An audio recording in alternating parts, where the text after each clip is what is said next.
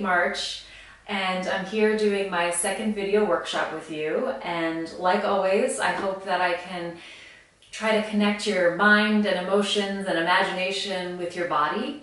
I think your body is full of so much wisdom if you know how to tap into it, if you know how to connect your heart and your spirit and your mind with your physical self. You can accomplish a lot of stuff. And I hope that's what I can help you do. Whether you're used to doing these kind of exercises, if you're an athlete, if you're a yogi, if you're a dancer, or if you're not, these are very basic, simple things you can do to help your own creative journey and process. And just because they're simple and basic doesn't mean that they're not challenging. You can use whatever your skill set is to take it as slowly or as quickly as you want. And you can use your own background and what you want to accomplish, your priorities, to use these exercises however you want to challenge yourself. So for me, yes, I've been dancing since I was 3. I'm a performer, I'm a choreographer. I use my body a lot. It's part of my entire creative process and journey. But that doesn't mean that these tools aren't things that I come back to constantly and that are very helpful for me into finding focus, finding presence, and taking a moment to tap into my creativity. And building confidence around that is a lifetime journey. So whether you're starting here today with me or you've done it your whole life like I have, these should be hopefully useful for you. I'm in Charleston, South Carolina. It's a little bit cloudy and rainy today, but that's actually a great time to be creative. So wherever you are, just take a glance out the window, tap into the energy outside, and let's get started, okay? I would love for you to have a journal throughout these creative process activities, or if you just have a piece of paper and a pen, that's great too, or a notebook, it doesn't matter. Today we're gonna really connect a little bit more directly and consciously with some emotions in our body, okay? What I want you to do is start with a feeling or a word that you want to cultivate more of, that you want to explore a little bit more deeply. So some examples of this could be maybe you want to cultivate a little bit more peace or calm. Maybe you want to find a little bit more joy today. Maybe you want to explore loss. A lot of people are going through a variety of different losses, whether it's a loss of physical connection with family, maybe it's a loss from the coronavirus. I mean, there's a lot to explore there. You can explore vulnerability, you can explore passion. The idea is that it doesn't have to be necessarily an absolutely positive emotion. You can also explore things that are a little bit more tense for you, because this activity in the end is really going to not only explore that emotion, but it's either going to infuse you with more of that emotion, or it's going to let that negative emotion out.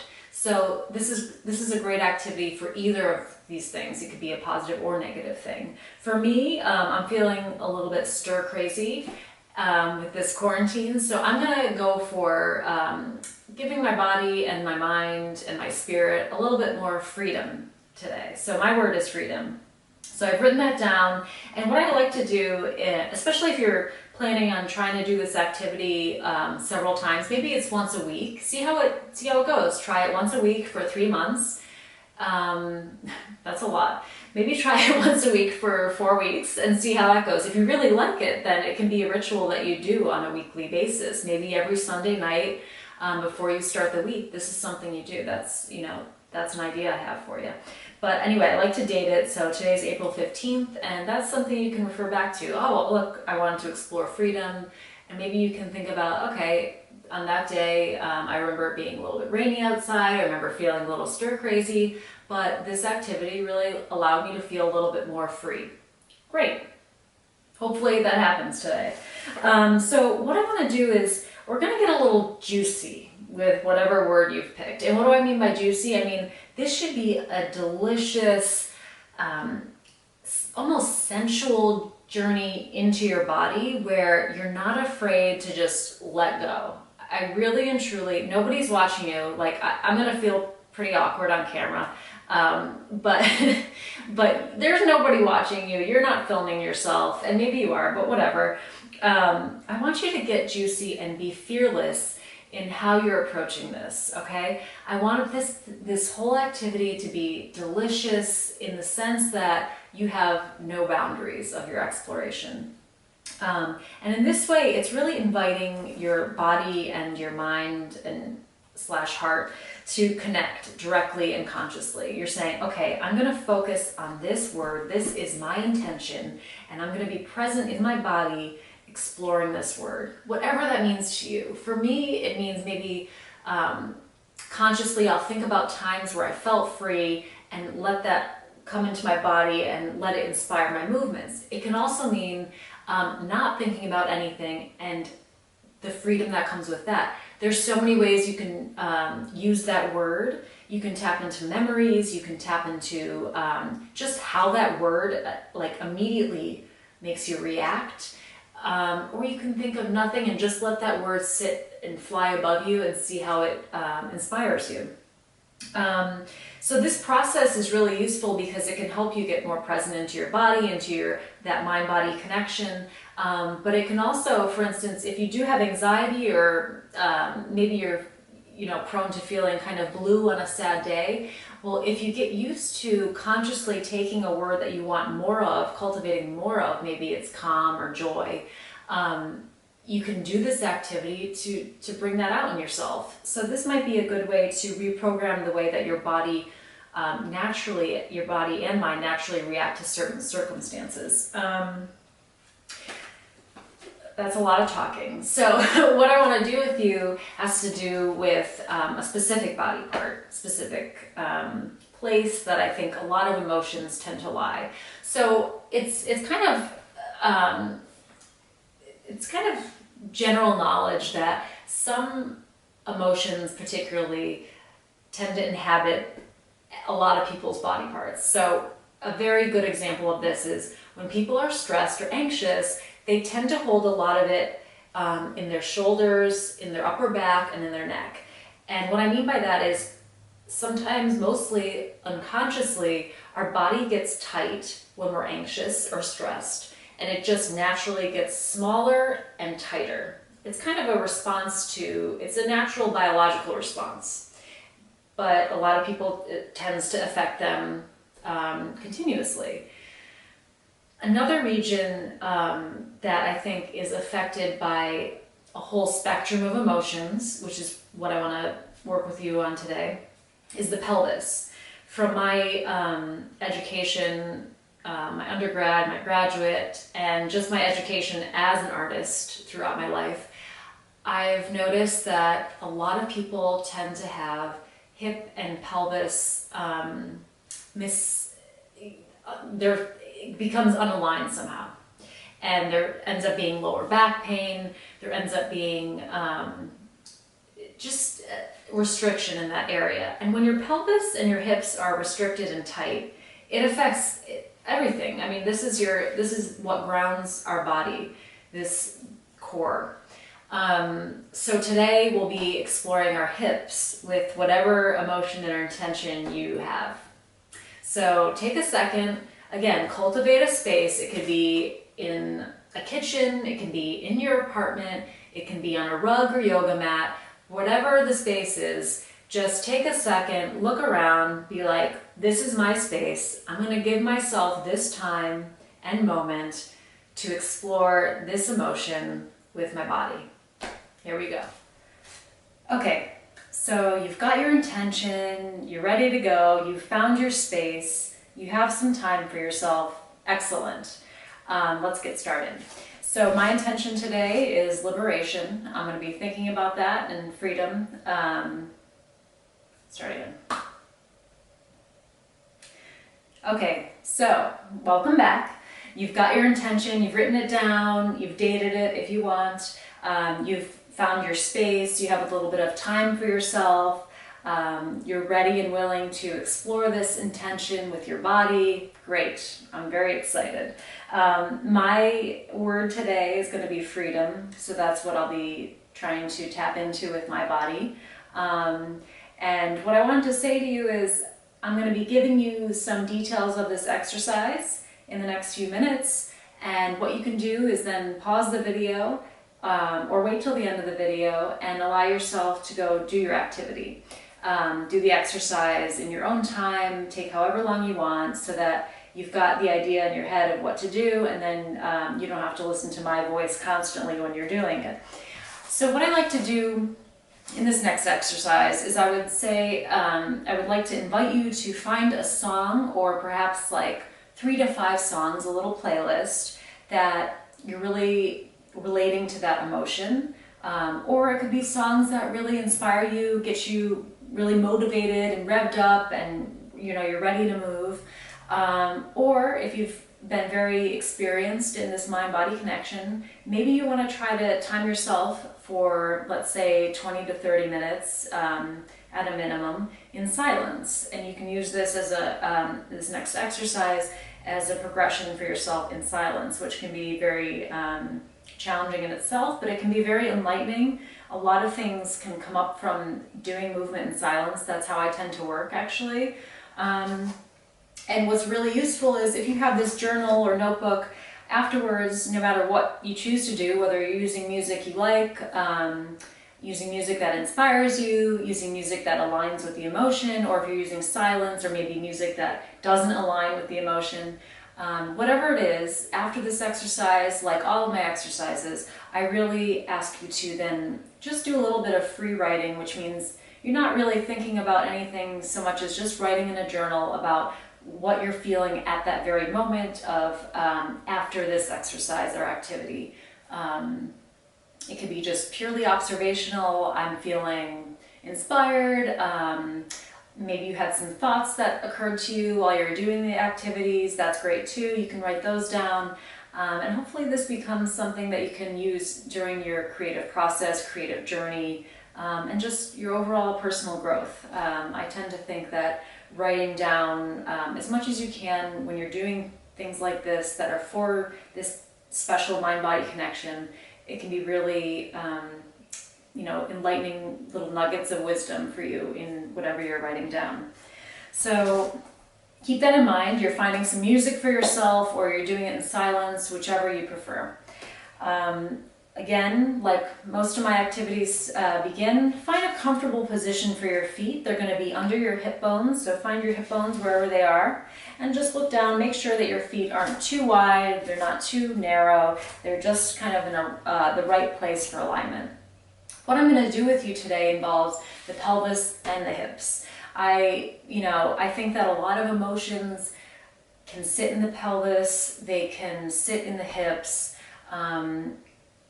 There are other body parts that also take on emotions, the shoulders and neck being an area that a lot of people put tension and stress and anxiety, for example. But I think as human bodies, a lot of what we're doing is coming from this central area of our core, and it all really sits down in this pelvis area. So what I've found in all of my learning and teaching and my journey so far as an artist, it's a great area to begin with, at least, to explore this connection between a specific intention and feeling and some sort of release or exploration. So with this exercise, when you're doing these movements, which will start small and then they can get as big or continue as small as you'd like, when you're doing these movements, you can either choose to take that emotion or intention and let it infuse into your body and sit deeper into your pelvis. Maybe that's something that you want to cultivate more of. Or if it's an emotion that you're trying to explore and then release, you can do that too. This can be a tool where you're maybe exploring a sense of loss or grief or anxiety, and you're using it to explore it, but then you want to just get rid of it by the end. And that's up to you, and that's up to you to determine from when you're starting the exercise. So just keep that as an intention, knowing what you want to do with your body, and you're in control of it. So this can be whatever kind of journey you want it to be for that particular emotion. So I'll explain this and I'll do my best to show you how it may look, at least how it looks on my body, and then you can take it just as a starting point for yourself and use it as an activity to, again, try to align this emotion with your body and your physical self. So here I am in this kind of neutral position. I'm relaxed as I can be. Just kind of wiggle your knees up and down, shake your sides. You're here in this moment, and you're present. So in the beginning of the song or the silence, basically you're going to start with very, very small micro shift movements with your hips. So you can slowly move your right hip to the side, and then slowly to the other side. And you'll notice that mechanically your knees just kind of, at least my knees naturally bend, and if yours aren't bending, give them a little bend. So each time you go to the left, your right knee is kind of going a little bit more deep. And likewise, when your hip goes to the right, your left knee is a little bit deeper. So you're just kind of going slowly side to side. It can be even smaller than this, like really slow and tiny shifts. Because you have to start very small so you have somewhere to go. And you can have your arms relaxed, you can look straight ahead, you can look down to the side, you can look up, you can have your arms to the side, you can look straight ahead and have your arms up, and it might change your exploration. And you can take the entire song just to do small hips and just using your arms. How does it change your feeling? How does it change your exploration? And you can go even slower. Some nice classical music, some nice Beethoven with these hips. Luscious, again, juicy. Get juicy with it. And then you start to get, throughout the course of the song or the stillness or the time, not stillness, the silence or the just course of the time, you're getting a little bit bigger, a little bit deeper in your knees. Maybe your stance goes a little bit wider. Trying to pull that hip even further to the side. Explore with your arms. Maybe they're relaxed, just dropping down, breathing, exploring that one intention you have for today. So you start very small, very slow. I can't emphasize this enough. Tiny, tiny shifts. So that maybe the entire course of the song and the exploration is literally just doing micro shifts to then getting bigger and bigger, okay? That's great. If you can do that for one song, you're gonna feel great. And you're gonna feel like you've actually explored something for sure. What you can also do is start small, get bigger, and start with some hip circles. Maybe the hip circles start small. Give your knees a little bit of a bend too. Maybe the hip circles start small, but no matter how small or big, I want you to feel like your pelvis is moving in all the space that is around your body. Pulling yourself to all the angles. Breathing, maybe you're dropping over, going the other way. Maybe your stance gets a little bit larger. Maybe your arms start doing something. Maybe you play with going small again to something bigger. This is your time to explore those hips, explore that pelvis, and maybe use an entire song for that. Maybe the one song is the entire small, big hip circles. Maybe that's a song. Maybe one song is all small. The next song is all big side to side, and then the next song is hip circles. What I want you to eventually get to is using the pelvis to cover more ground with your movement so that it becomes a little bit more asymmetrical, a little bit less predictable. And I want you to be able to use the floor and being vertical. So start small and then let yourself cover more ground. So what I mean by that is maybe your pelvis takes you over here, then it takes you here, then it takes you down, then it takes you up, half up, then it takes you back, then it takes you around, then it takes you all the way around, then it takes you side, then it takes you front, then it takes you around again, then it takes you back. So there's all different ways that you can actually initiate movement with just your hips. And again, if that's a little bit too complex for you, then maybe it's just literally, okay, I'm going to this side, I'm going to this side. I'm using my arms front, I'm bringing my arms back. Maybe it's with the arms that you're exploring a little bit more ground, but your pelvis is still the one initiating the movement. Okay? Around, drop it down, push it front, back, around, and then maybe you come back to just side. Maybe it goes really fast. I want you to play with it for the duration of a song, or 3 songs, or 5 songs, or 30 minutes. Go, have fun.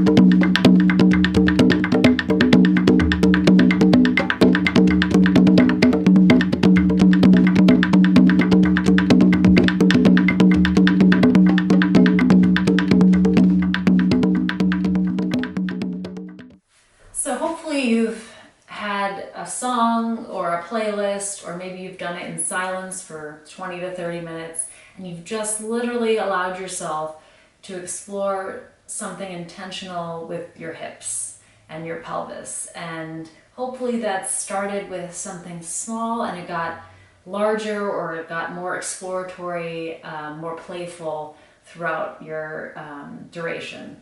And I hope that it loosened up your hips a little bit. It either lets you infuse your body with whatever you wanted to be cultivating more of, or perhaps it let you release whatever emotion you didn't want anymore in your body. And give me some feedback on that. Let me know how it worked out for you, if you have any questions, if something was really helpful for you, or if you figured out something for yourself while you were doing it that was really helpful that you want me to share with others, please let me know. And I wanted to end today with a really great poem. I write a lot of poetry myself, and one of my favorite poets, Mary Oliver, has just a way of bringing us into our bodies, bringing us into this human experience where, you know, we're just able to connect to our spirit and our deeper sense of self through the natural world. Hopefully this inspires you today, and I really hope that what I'm facilitating for you, I don't want to say teaching, but the tools I'm giving you, I'm really hopeful that they are helping you in some way to deepen that connection to your physical self. Okay, so I'm going to read this poem by Mary Oliver. It's called Wild Geese. You do not have to be good. You do not have to walk on your knees for 100 miles through the desert repenting. You only have to let the soft animal of your body love what it loves. Tell me about despair, yours, and I will tell you mine. Meanwhile, the world goes on. Meanwhile, the sun and the clear pebbles of the rain are moving across the landscapes, over the prairies and the deep trees, the mountains and the rivers. Meanwhile, the wild geese, high in the clean blue air, are heading home again. Whoever you are, no matter how lonely, the world offers itself to your imagination, calls to you like the wild geese, harsh and exciting, over and over, announcing your place in the family of things. We'll end there today, and I really hope that this has inspired you to do some work with using your emotions and your intentions to inhabit your body in an embodied activity. Bye for now.